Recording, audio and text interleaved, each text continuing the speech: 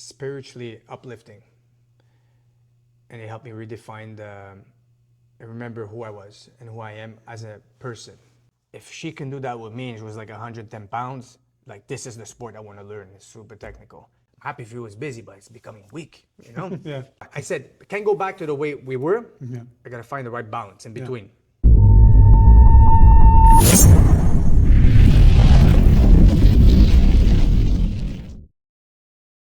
All right, for this episode of Control and Submit, we have my professor, first and only professor, Lucciano Ucci, professor and owner of Team One Jiu-Jitsu and longtime competitor too.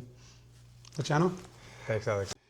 So before we start in the details of everything you learned over the years, teaching, competing, the way you run your gym, etc., can you just tell us how you started Jiu-Jitsu? Because for people who are newer in the community, when we started, and even more when you started, there was a few schools in Montreal and barely promoted on TV. Social media didn't exist. So it's hard to know Jiu-Jitsu, right? Yeah. So how did you learn about Jiu-Jitsu? What were you doing before? And can you tell us about that? Well, started Jiu-Jitsu, funny enough, like you said, I had no idea that even existed. I mean, we're talking about 2003. You understand? A friend one night said, I'm gonna go try this jiu-jitsu class in this karate school in Saint Constant, because I'm born and raised in Saint Constant. And it was a friend from karate that used to teach there, you know. And I'm like, jiu-jitsu, you know, whatever. And then he came home. He came back home that night because we were all at his house with his brother hanging out, and he was wearing a blue gi. Like, we come from karate when we were kids. Yeah. And like, we'd wear white, you know? Yeah. Black was for Cobra Kai back then, and Cobra Kai were the bad guys, you know what I mean? Not today, Cobra Kai are the cool guys. And so I saw the blue gi, and I said, you know what? Looks cool. And he starts doing like, these movements there, the guard, close guard. That's crazy. And then he does a kimura. I was like, oh man, that's sick. So I went to try a class there. And did I fall in love with the sport right away? No. But after a month, the instructor there brought us to where he trained downtown. And he was training at BTT, the original one on St. Catherine and the basement. corner. No, that's after. Second floor. Okay. At Gamma. It was called Gamma, the school. And he was training there. And I remember the first day I walked into the elevator. There's an elevator to the second floor, and when it starts stinking, you know, the jiu-jitsu smell, the gi smell, the whatever, you know. And then when the door opened, oh man, just that smell, I was like, oh man. It didn't bother me, but I was like, okay, this is the real deal here. And I just looked on the mat, and I see my professor, my first and only, me too, you know. Fabio Landa, doing armbar omoplata triangle in no gi. And the look he just gave me like this, looking up, new guy walking in, you know, like this. I knew right away I was gonna train there. And then I did the first class. I got to roll with his wife, Juliana. At the time, I was like 185, just gym training, you know? And she beat the shit out of me, man. Like, took my back, crucifix, this and that. I said, man, if she can do that with me and she was like 110 pounds, like this is the sport I want to learn. It's super technical. And I fell in love with the sport right there and then. Hey, can I stop you there? It's funny because in Jiu-Jitsu, what we see is guys that go to the gym. Yeah. When that happens, either they fall in love or they quit. They're like, oh no, I lose. Forget it. Yeah, Ego's too hard, right? Exactly, but I fell in love because of that. I said to myself, and at the time I was a bouncer in the club, and I said, "Wow, man, this is insane. And if somebody would like jump on me, what would I do? You know what I mean?" And that was it, man. The rest is the journey, you know. Yeah.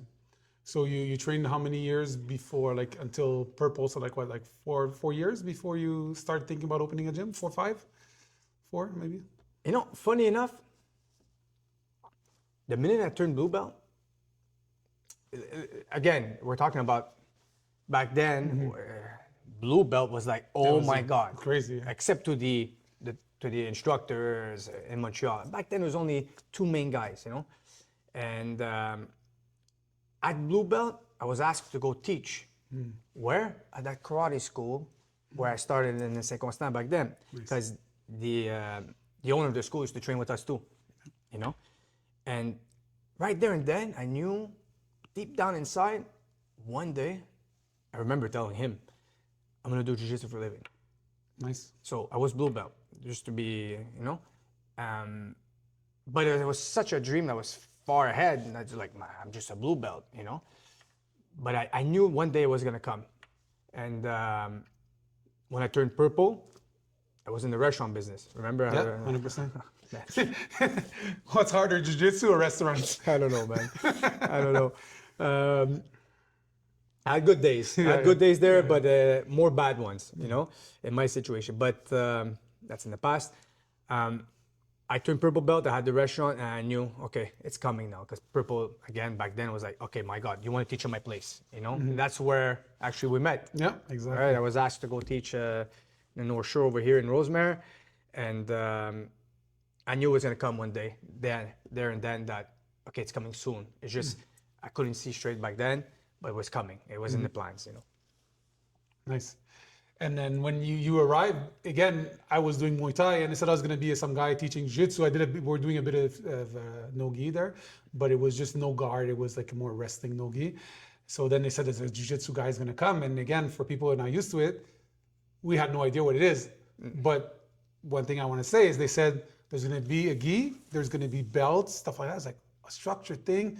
I love traditional things. So I was like, wow, we're going to wear a gi and belts. I love it. Compared to now, people are like, oh, I don't want to follow the tradition. I was excited because Muay Thai doesn't have belts, and no gi didn't have belts, and there was no belt in the system there. So I was like, I thought that's going to be cool. It's going to be traditional martial arts. And then you came and you had a traditional approach too. So I know I loved it.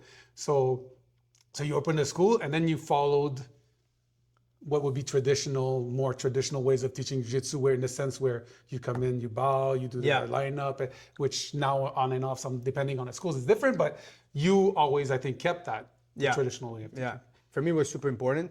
I mean, when we met, I was teaching at somebody's school, and the traditional way of opening a class, closing the class, and whatever, it wasn't necessarily the way I was taught, you know. I took that from karate, to be honest. So I integrated in my own ways, and I think it was good, you know. Jiu-jitsu, you know, it's very casual, where people just get on the mat, you know, and start drilling. The class started. You can arrive late, it doesn't matter. And then everybody bows at the end. So I started with let's bow at the beginning. Let's say hi to each other. That's what it's all about. It's not about, hey, I'm the professor, I'm the coach here today, you have to bow to me. No, it's a way of saying, hey, hi. Yeah. What's up, everybody? Hey, basically, that's what it is. What's up? Yeah. How are you? Okay, let's start. Guys, thank you. Bye-bye. Have a good day. You know what I mean? Exactly. So I started like that, and it worked for us. It creates a bond, a respect amongst each other. And I did the same thing when I opened my academy after. And that's it. We kept that traditional way for martial arts. And then we incorporated our own ways, our own approaches for the classes, you know? It's funny because I wanted to address that with you is during your jiu-jitsu career and mine also, we saw with social media and all, there was a change in what you expect of martial arts. So when we started martial arts, and I was doing Wing Chun before and all the martial arts, there was always we used to do Muay Thai and Wing Chun. You told me. I did like striking before, a lot of striking before. Hey, people don't know is... I was a good striker. I used to be a good striker. I remember, like 9-0, 10-0, something like that. Yeah. In kickboxing. Yeah. So, but now what happens because of the UFC and in social media, you remember, like, let's say Chael Sonnen started talking trash and it started to be popular. And then even more with McGregor, and then I'm not going to name all the jiu-jitsu guys, but it became a show. But that part of respect that you have in martial arts, that's always polite. Let's say you see Damon Maia in the UFC was always polite, even when you win, Anderson Silva. And then because it became a money business, even for jiu-jitsu now, for sponsorship, whatever, the companies, you see now it's more of a show, and there's not as much of that traditional, like we bowing, yes, respect, give your hand when you roll. There's a bit of a, I'm alpha male, look at me because it sells, right? Yeah. But you always, even now, keep I think the respect part is always important here. Well, I mean, it's the fundamentals of martial arts. I mean, I think there's a big confusion out there. At the end of the day, it's an opinion, right? You can agree or disagree. Where people want to reinvent everything. I mean, it was always a certain way. It's not because it's old, it's no good. What's martial arts all about originally? Respect. You understand? Respect. So, I mean, it's not a question of seniority, putting yourself on a pedestal. I'm an instructor. No, it's creating an environment of respect, of security, where I mean, you have to keep these fundamental values alive. I know why bury them? Why? It's like trying to reinvent the wheel all the time. You understand? So, yeah, we're in an age where social media didn't exist before. Now, because certain people have certain followers, he must be right. He must be right. He says that, so he must be right. You understand? They bark loud. Yeah, they bark loud. Bark loud. He must be right. You understand? So at the end of the day, I don't fully pay attention to what. Be honest, like, you know me, I'm not very social media, and sometimes I try to be. Okay, maybe do a video or something, or I try to be. It's not for me. I came to realize it's not for me. Am I not jumping on the train? Maybe, but I don't care what goes on out there. I just concentrate on us. So to answer your question, it's, I just concentrate on us. That's the way I like to do it. It's not you can call it old-fashioned, cool. It's your opinion. I call it creating a respectful vibe. There you go. You know? And it looks like it worked because we passed from being three in a class for months to now often 50 people in a class, 50 kids, 50. So the grind and sticking to what you thought was the correct thing ended up at least working. We have a good school, good quality instruction, and a lot of people. So it's not just three of us thinking that we're doing good. It's like a lot of other people are thinking you're doing great, right? You're talking about the academy is doing great? Yeah, the academy, there's a lot of people. So it's not just you showing techniques and thinking, I'm going to stick to my thing and I think it's good. Like clearly people are liking it. So in a way, you're reaching people, right? Yeah, I think so. I like to believe so. Yeah. I mean, when you're being asked if you're doing good, if your academy is doing good, basically you're being asked, is business well? Yeah. That's what it is, let's be honest. Yeah. The question is, how's the academy? Basically, without saying this, we're asking that. You have a lot of people, it's doing good. Everything's perspective, right? There was a time I'd say, yeah, we're doing amazing.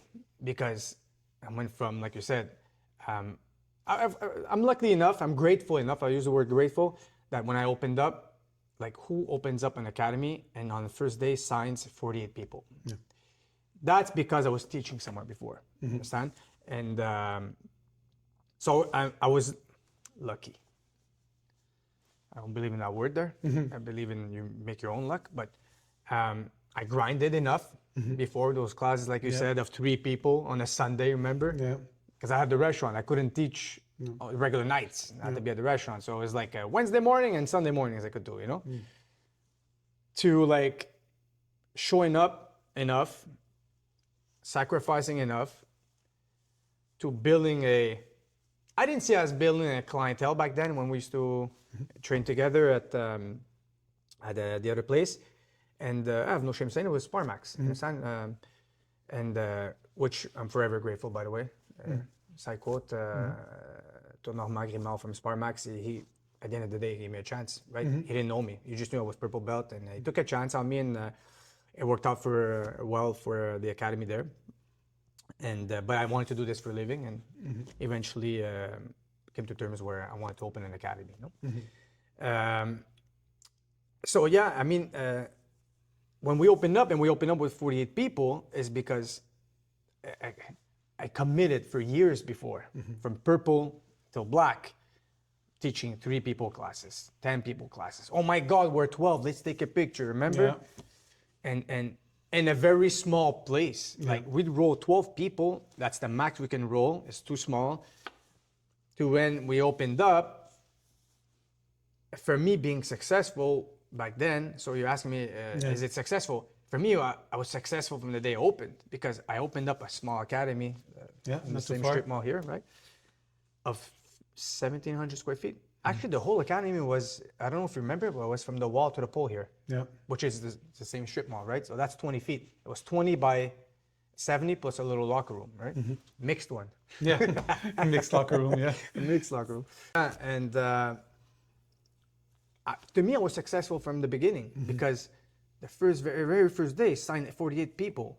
And the way it happened, it was the right way. You remember that way that transition happened, that we opened our academy, because there's always ways of doing things in life. And I did it the right way, understand? So I felt good about it. I didn't like just drop an academy and do, there was discussion, there was this potential partnership and stuff. And then I did it the right way. So you open up, you feel great already.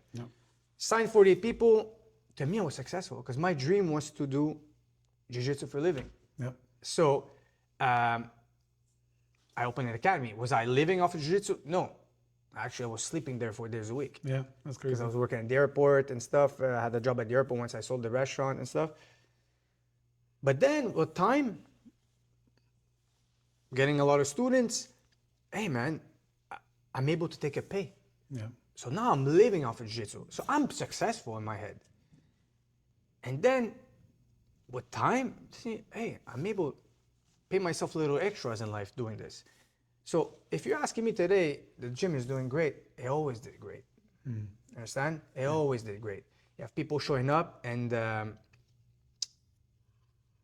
retention rate is high. Doesn't matter how many students you have. Is the retention rate high? And we're not talking about financially. We're talking about, it means people are happy. Of course, not everybody's happy. That's the name of the game, right? There's some people, but I'd say out of 10, 8 are. That's a good ratio. Understand? So, and then I fast forward to today, I'm just grateful. So yes, the dojo's packed. So far, I do believe people are happy. The ones that are not happy don't stay, like in every business. And yeah, we're doing great. Good. No, that's amazing. We're doing great. Last night was a busy night. Give you an example. Okay, give you an example. Because I know something like you teach on Friday mornings and stuff, and we're busy with the kids' classes. I know you know, but like last night we had 2 kids' classes, 5, 7, 8, 12. 5, 7-year-olds, we had 38 kids. 8, 12, 49, and then the adults, we reached almost 50 last night. So it's a lot of students in one night that come. So yes, we're doing great. We're doing great. Good. Now I'd like to talk about your teaching method, but not the actual method, about your teaching, maybe attitude or approach, because no, it's important. It's important. You know my evolution. Exactly. You know my evolution. Exactly. Because when you started, and we talked about tradition. In martial arts, it's very strict. And I remember when I was doing Wing Chun, they would almost talk trash to you, like, what are you doing? This is bad. And they're like, and it was normal in martial arts, especially in the 80s, 90s, stuff like that, early 2000s, that you were told to do this and basically stop talking. Do this, do what I'm telling you, and this out it. If you're not good, I'll tell you, I'll call you out. And maybe with time that changed, but how did you change? Because when you arrived, also we were adults. It's also different, right? So the way you were sort of teach was can't do the same thing no more. Can you do that? Exactly. Tell me how that changed. Tell us how that changed over time, right? Which worked for us back then, no? It worked for us very well. Come on, man. We had something special back then. Exactly. That I don't like to hold on to the past, but I like to remember it. It's different. Because remembering, I just got shivers saying that. Because it worked. It worked well for us. And I was also teaching the only way I was taught. And I started teaching there. I was purple belt. So you imitate. You do the same the way you were taught. So the approach was maybe a bit hard. I was emphasizing a lot on competition back then because that's what I was doing. Yeah. I've always competed from white till now. And the longest break I had was, I'd say, as a black belt, due to certain injuries. I took a 7-year pause, life, whatever.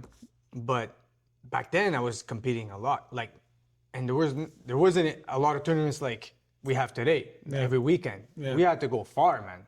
Like people were talking about today, I hear certain interviews, during Jiu-Jitsu's lockdown in Quebec for tournaments, they had to go far to compete. Yeah, well, that was life before Jiu-Jitsu, like way back when. You had to we go had to to the go States, far. You had to go to the States, man. It was like, so I think I put a lot of, not pressure, but I just spreaded my passion to you guys and whoever was joining. Hey, like, we have to compete, you know, we have to compete. That's how you're gonna get better. And my approach was a bit rough. I don't believe I was ever out of line, like to verbally or whatever. Come on, I mean, we're all humans here, man. I mean, we have to, you know, we're not saving lives here. I'm teaching jiu-jitsu, you know what I mean? But I've always taught the way I was taught and the way I wanted to teach. And that's where the transition happens throughout the years, you know? I was teaching in a way that I say, you know, this is the way I want to be taught. And this is the way I'm being taught. And I like the way I'm being taught. And I'm going to pass it down, pass it forward now. It worked. We grew a big team in a striking academy. Understand? And we were recognized after as being listen, I'm not trying to put us on pedestals. When I say us, it's me, you, because you're part of that, right? We became the jiu-jitsu place of the North Shore of Montreal back then. Right? I think so, because the rumor was, I know you want to go train there. I remember, go to Sparmax because the BTT guys are there, you understand? When I opened my academy, so I kept that approach, but I had already started teaching kids. So when kids come into your program, and I'm not saying I invented it in Quebec at all. I mean, teaching kids exists forever. But I do believe I pushed hard to grow a big program. And maybe to clarify again for people that will be watching that don't know you, or even people from here, they don't know that when we started, or when you started and when Fabio started, everybody that brought Jiu-Jitsu to Quebec, there was no kids class. Almost zero academy had kids class. It's a new thing. So that's why, because some people won't understand that you're saying when you're starting the kids class, they don't realize that there was zero kids class anywhere, any gym. And you know why? Because it's tough. Today, there's more tools online to give you tricks how to do it, this and that, social media. Here's the game to the nice approach for the kids and this. But back then, it's too difficult. There's no school that teaches you how to teach kids. Well, today, yes, but back then, no. Exactly. So you had to learn on your own. And when I opened the academy, I said, the day I'm going to open the academy, I'm going to have these kids classes now. And I had to reinvent myself. You can't talk to the kids the way you talk to an adult. Exactly. And I was talking to the kids the way I speak to adults. It doesn't really work that way, especially not the small ones, 5, 6, 7 years old. 8 to 12, here the program, I kind of talk to them like I talk to the adults. Different tone sometimes, because some of them are sensitive, it's normal. But I had to reinvent myself, not my ways, it's different. To be able to grow a real kids program. Not say, there's a difference between saying, I want to teach kids class, and I want a kids program.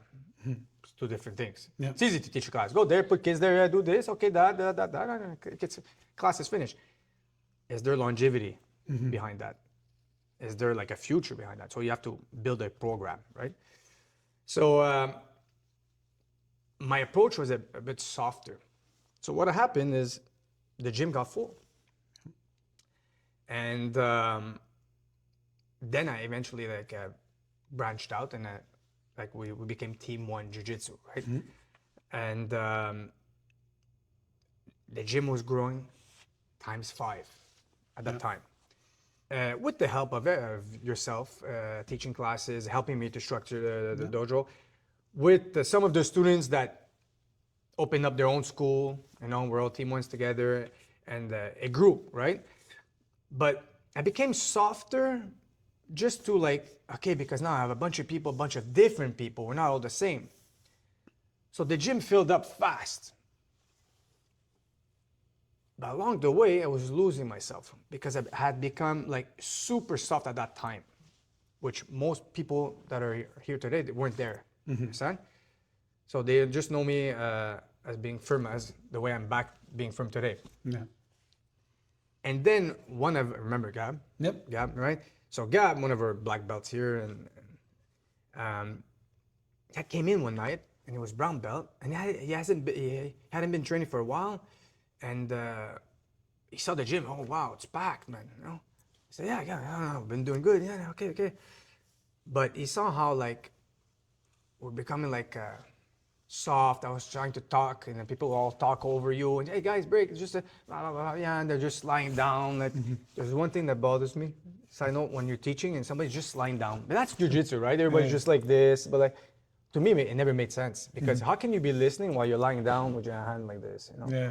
It's an opinion, anyways. So, and then he had told me, he goes, man, I'm happy for you. The gym is doing well, but these guys don't know well.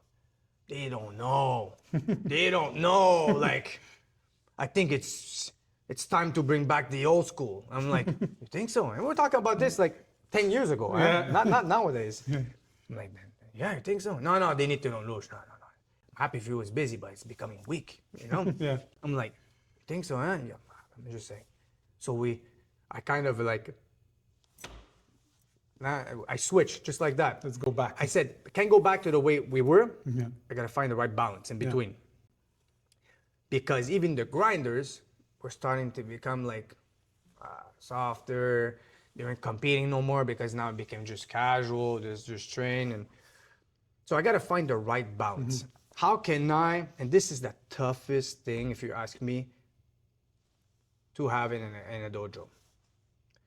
You can't be a gym of just grinders. Just grinders, you're not going to get a random person. So then don't promote your academy as a jiu-jitsu for everyone. That's the biggest false advertisement out there. Jiu-jitsu for everyone. It's for everyone to try. It's not for everybody to stick to it after. Yep. So if you're a grinder place, you're going to attract just grinders, and the random person that just wants to come, that could be a potential grinder, just doesn't know it yet. It's too tough for him, they won't stick around. Oh, it's okay, we're filtering the weeks. No, that's one way of seeing it. Maybe the way I was seeing it way back when. So no, we need everybody here. I'm in business now. It's not about just teaching, competing. It's my business now. So I have to find the right balance in between. So along the way, I do believe that we found the balance of being tough. And when I say tough, it's not just physically. It's just firm, repetition, respect. Let's go. Come on, guys. Within respect, and being casual. And I do believe that I set a tone and a vibe of what I want in my dojo, which is pass it forward. You can be a grinder, awesome, cool. You're the best in the class. You're awesome. What can you do for the rest of the team? No. Can you help? Can you make somebody else on the mat a grinder like you? Make him good fast, so he becomes a good training partner for you. Understand? So I filtered along the way clients where people wanted to surround myself with students and instructors that want to build and not just okay, I just want to do me. You understand? There's no selfishness here. This is the reason why it's called Team One. Together, everyone achieves more. So we set that vibe, and what it did to me is it opened up my vision on my approach how to teach. And if we fast forward to today, and it's so funny we're doing this interview today, because then I just say that before in the class. The way I teach today, it's not about what I think is best for me. I don't matter no more. while I'm teaching. I matter while I'm training, not while I'm teaching. I don't teach what I want to teach. And I don't teach to make people happy no more. Because that's a big thing too. You look at who's in your class. Okay, my God. And we have quite a few black belts. Okay, I have 5 black belts here this morning, 2 browns, a bunch of whites, and a few blues and purple. So you have to, I teach what I think is good for the students. By paying attention who's here. So if you pay attention to who's here, with time, I'm able to like coming in with a plan, you don't know who's gonna be here today. Yeah. And that plan might not work. Understand? Yeah. You have to be able to reload fast. Okay, no, I gotta twist this, twist that, perfect. Okay, so my approach right now today is about teaching them what I think is good for them. And in today's world, there's many opinions on how to teach and what's the right way, what's the bad way. I think that's completely, and I'm sure you could probably ask me something about that. Yeah, that's exactly my next question. So there's a lot of different new approaches. Are they really new or not? That's another debate. But okay, now we should teach like that. Now we should teach less techniques, more drill, more whatever, ecological, whatever you want to call it. But everybody has their opinion on how you should be taught. And how do you do a mix of, because you talked about grinders, and I think that's important, kids, grinders, etc. So you have people that are coming in here, they're lawyers, they're coming 2 days a week just to be in shape. Yeah. You have another guy comes, he wants to grind. You have a 17-year-old that just wants to be like an alpha male and crush everybody. Yeah. So how do you adapt your training to all these different people and for everybody to have something they need or they want? So great question, because at the end of the day, being an instructor is one thing.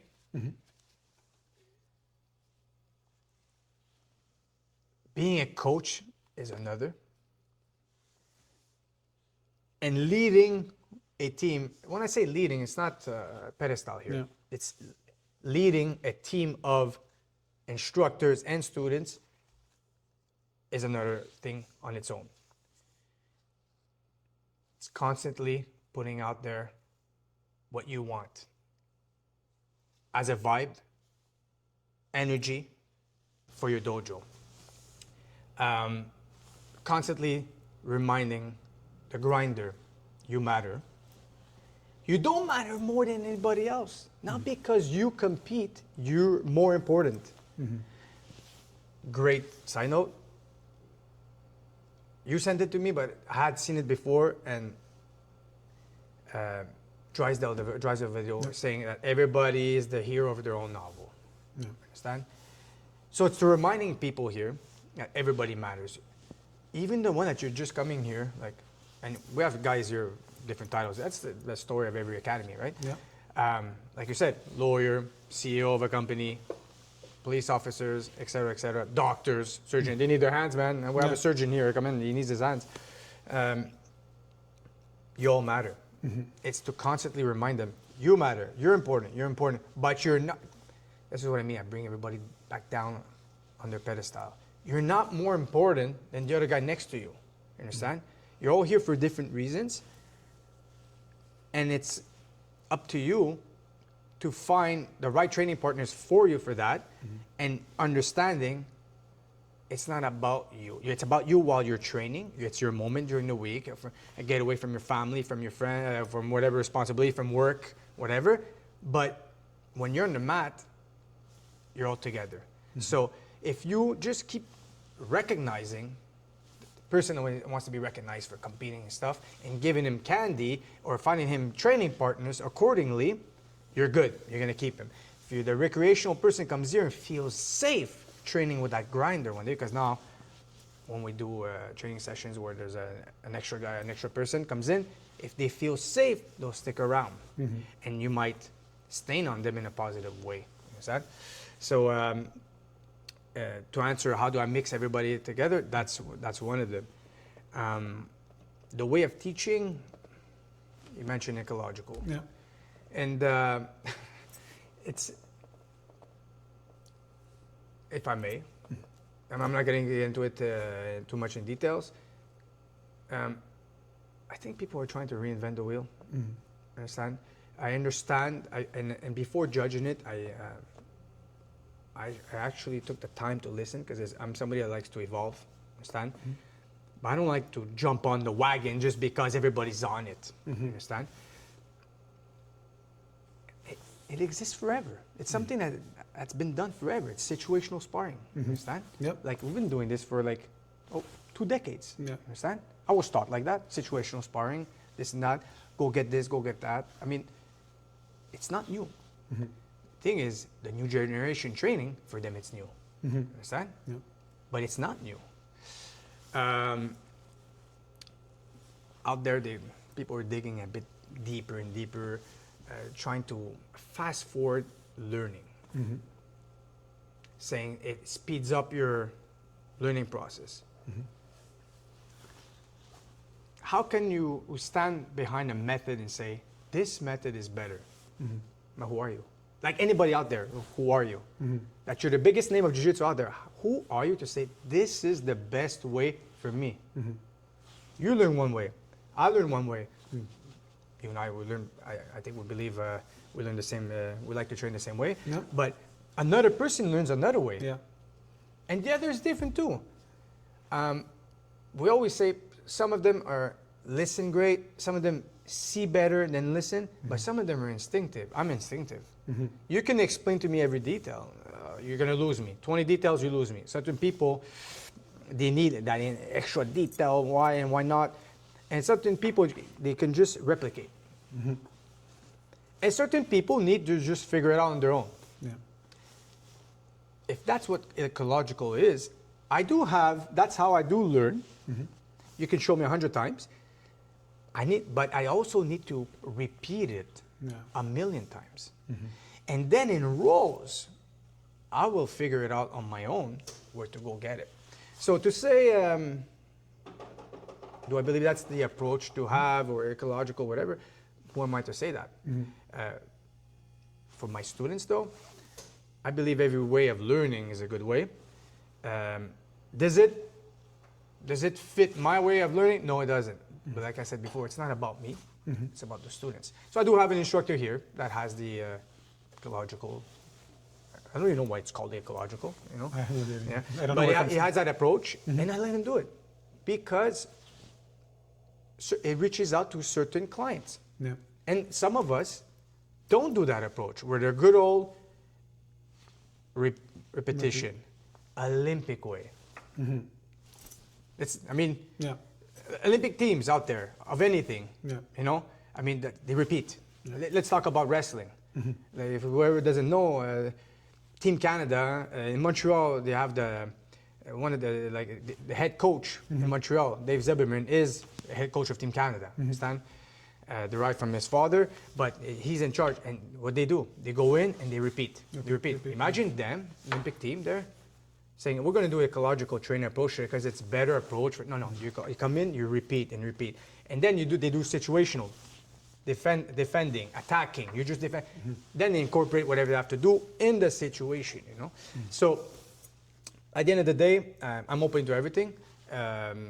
So I offer different services. This is why I have different instructors, not to fill in spots, because by the way, I enjoy my job. I don't try to delegate. Like, you're teaching on Friday mornings, your class, it's because people love your class. I love what you're showing. I want you to teach it, because I come on Friday mornings. Yeah. Sometimes I train, sometimes I make the guys coffee, I'm here. I want you to bring that to the team. You're a big part of the team. You're like so. Then there's other instructors. I need you to teach that way. You're a school teacher. You have introduction, everything, conclusion. I need you to teach the students that because it's valuable, your way of doing. I have my way of doing. And at the end of the day, it's about answering the demand and making sure that everybody feels that they can learn according to how they learn, and not according to how we teach. Yeah. If that makes sense. So basically you're offering all the different types of learning, either drilling on some days, either more situational on other days, etc. Through different instructors. Through different instructors. Yeah, exactly. But the base is still, from my understanding, and obviously from what I know of you, you need to still understand the basics and then do the situational. Or at least that's what you teach. I mean, not saying all the instructors, but that's... But I think so. I mean, like I said, at the end of the day, they stay opinions, Yep. right? And then I'm not here to debate an opinion. Yeah. You're asking me, I'm sharing it. Yep. Today, we did a knee shield, a half guard knee shield, for the ones who know what that is. How to pass it, 2 techniques how to pass it. 1 technique with variations, and counter it from the bottom if the guy goes to pass that way. Show it, practice it. Now, here's your situation. Start from that position. Figure out how to go pass. You figure out how to sweep it. Understand? So how to counter it. There's a big difference between countering and blocking and whatever. Yep. Isn't that ecological? A part of it? Yeah, exactly. So you mix both in every class. I mix both. So because some need to see the technique. And one of our black belts said something to me the other day. He says,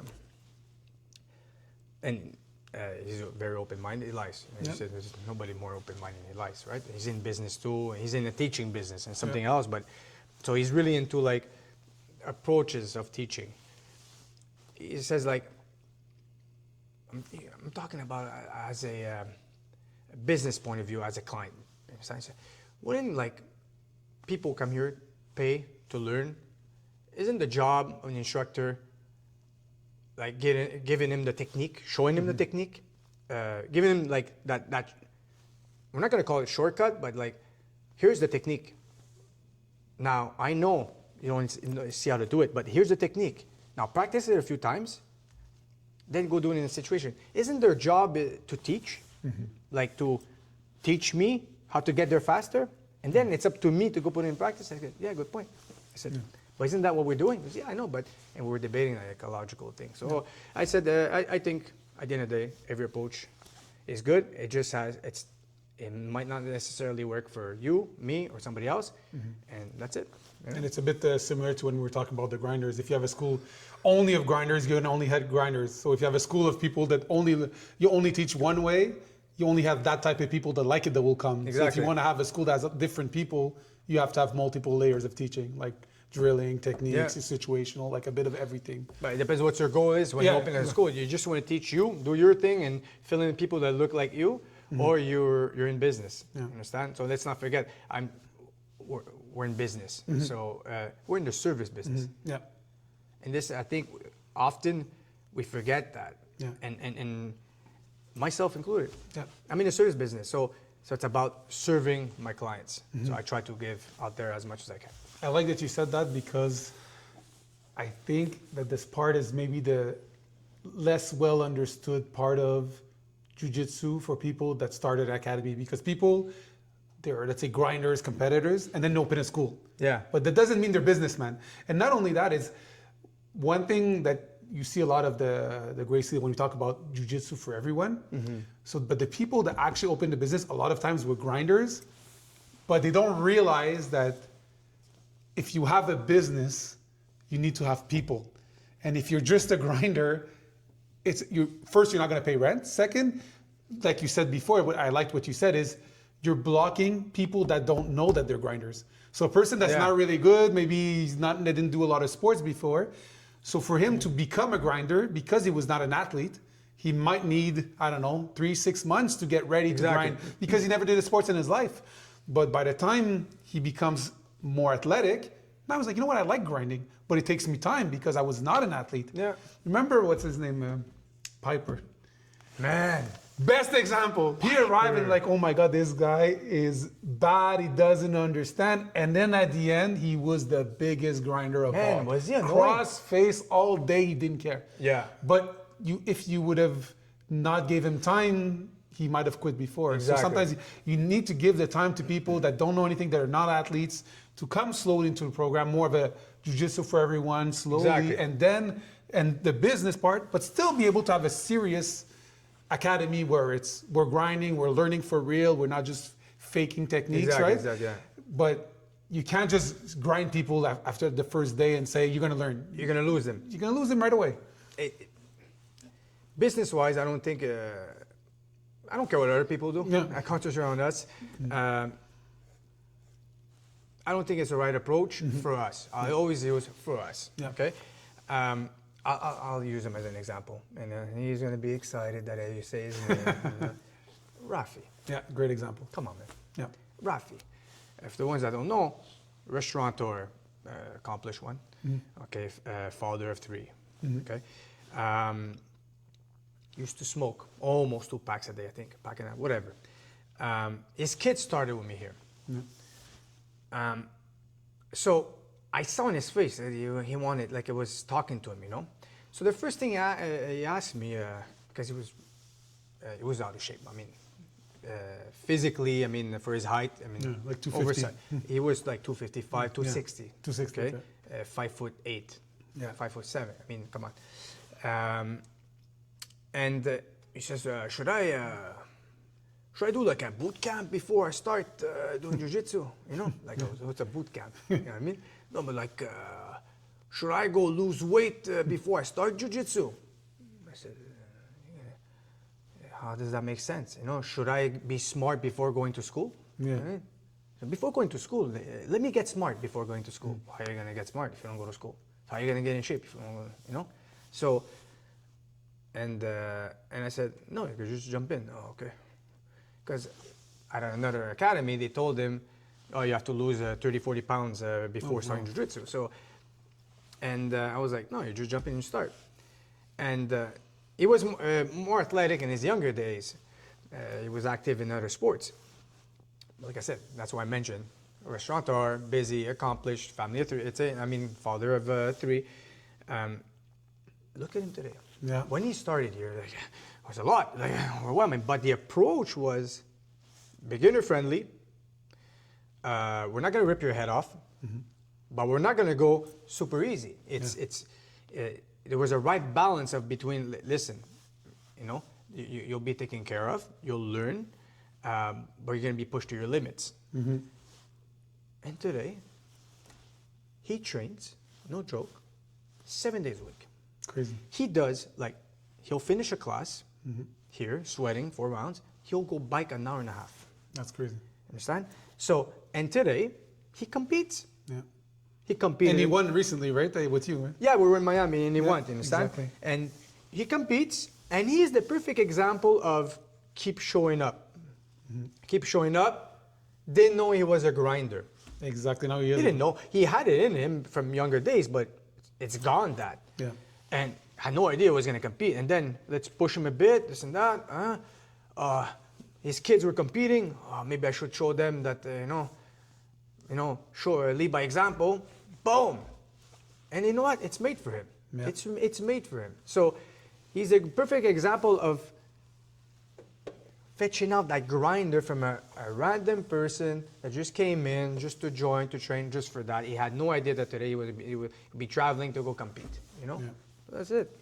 That's excellent. It's funny because today I went with him and I went hard on purpose and he never quit. I was like, wow, he's not quitting. He Like won't. I tried to crush him. And I saw that. I did on purpose.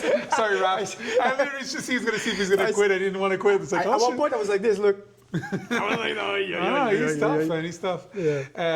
That brings me to another point also. I had a question about grading because there's all these discussions on should belts come easy, should belts be hard to get, and people are just sometimes sandbagging to get winning tournaments, etc. Yeah. So, and there's different type of people. So, how do you choose to grade a person, and does it change based on first maybe about the years or about the person himself, right? Great question, Alex. When I hear out there opinions on, wow, is that person really that color belt? You know what I mean? I think it's free hate. You have no idea what their background is, what the battles they've been through. You just see the ones on the mat. Can he smash this guy? Can he submit that guy? I think the essence of martial arts is more than just your performance in roles. You know, because your goals are different. Not everybody has the same goals.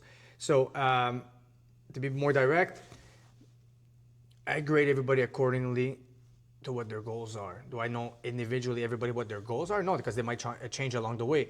But have a general approach for anybody that just wants to come in and train, and no specific goals for now. You know what I mean? Just want to learn. And have other ways of grading if you're a competitor.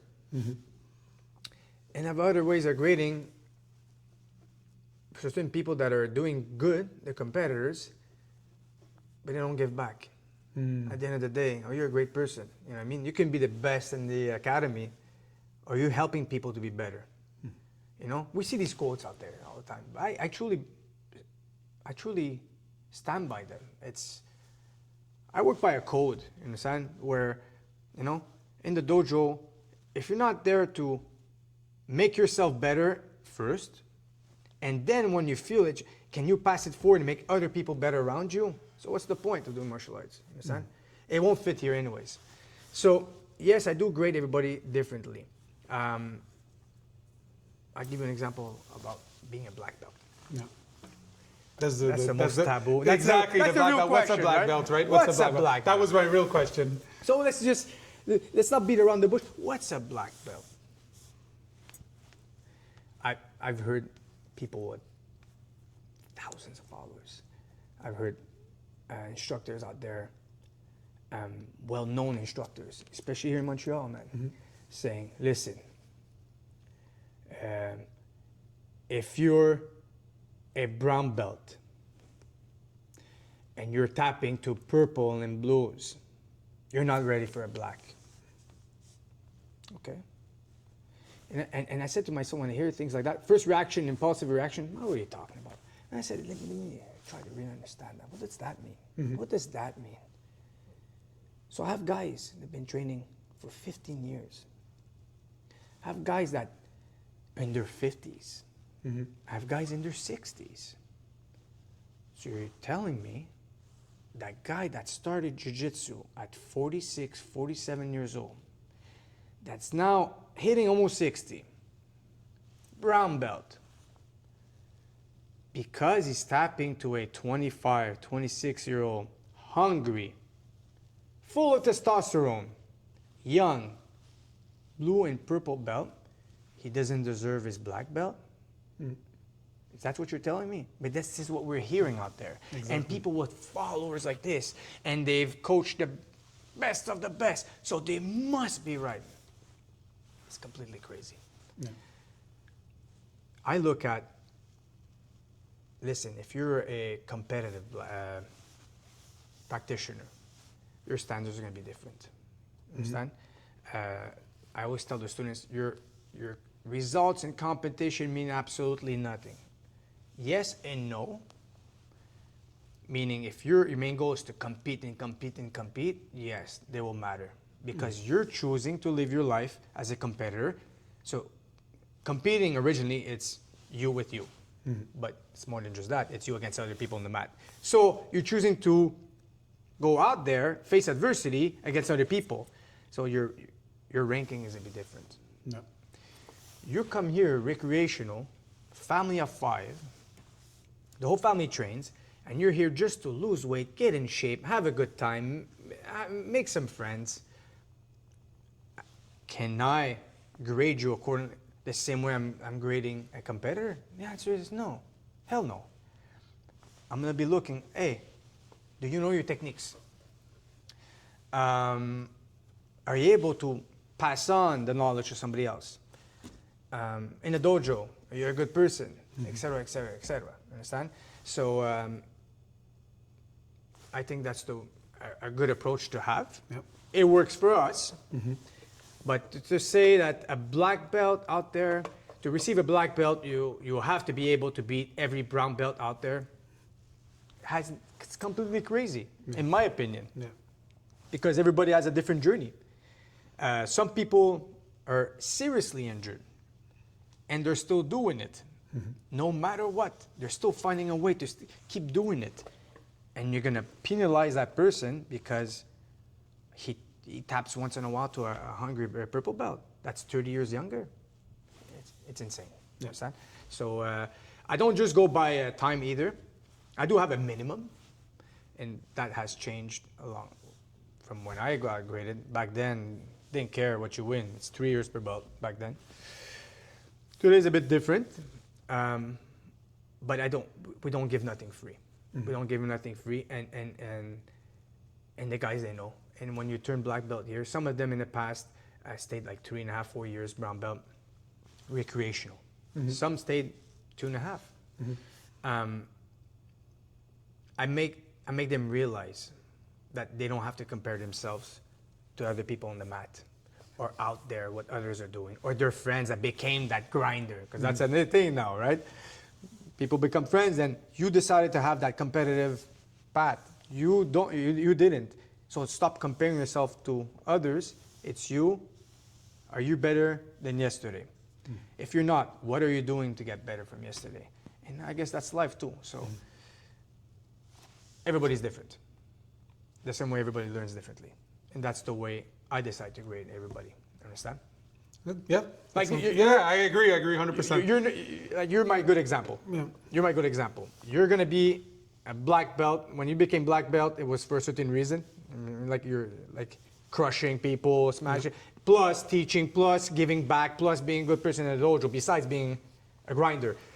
Can't compare with somebody else in the dojo where he didn't have the same path, but he's been putting the time, the effort, the sacrifices, giving back, and it's completely different. You know? Okay, so now I just want to ask you about because you said something about competitors. Yeah. Recently decided to got a lot of injuries in the past. Yeah, exactly. You had like what, 6 surgeries, 5 surgeries? Yeah, four surgeries. Major surgeries. Major surgeries, yeah. And now recently you decided to go back to competition, like a lot, right? So clearly in the last year you already went 4 already in the last few months. Four in the last few months. So why? I need to go back. Why? Good question. Yeah, you have a good business. You're injured. You're going back to competition. Why? Man, it's a question I asked myself again today after popping my rib 2 days ago. You know, competing next week. My God. To give you I know it sounds weird. I find myself in sacrifice. In order to compete at the highest level, you need to sacrifice things. The number one thing I got to sacrifice, which hasn't become a sacrifice now. I've been doing it for over a year now, steady. It's eating. Italian. I'm mad. Eating. So, I find myself through sacrifice and competing. I have to do these things. So, I feel alive. I feel that competing, there's no lying in competing. Yeah. Only you know what you're made of once you're on the mat.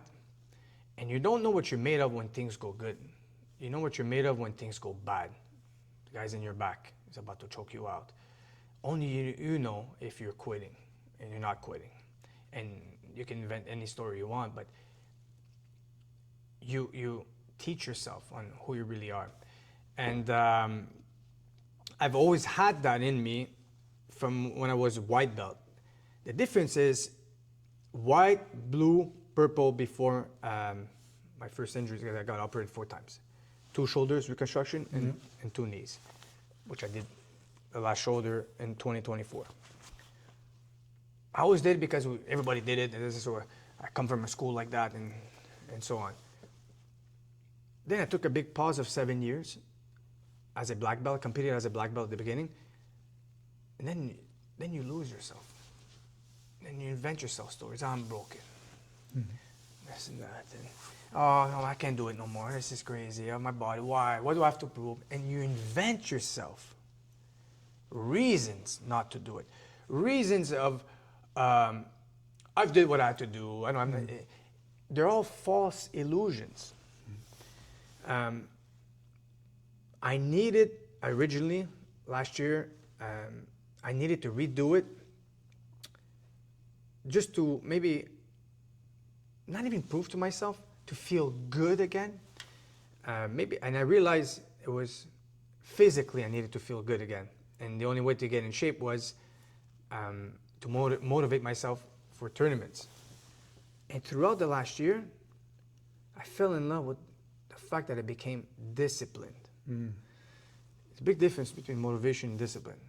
Motivation, you wake up motivated? Well, you don't. You're not. Be honest with you, today I woke up not motivated. You understand? But I'm disciplined enough today that I gotta go put in my training today because I'm competing next week. You know, so I rediscovered that I love being disciplined, and I am a disciplined person. And competing, the adversity you face, I mean, come on, man, it's huge, and only a competitor knows that. The adversity you face when you step on the mat and you put it all on the line.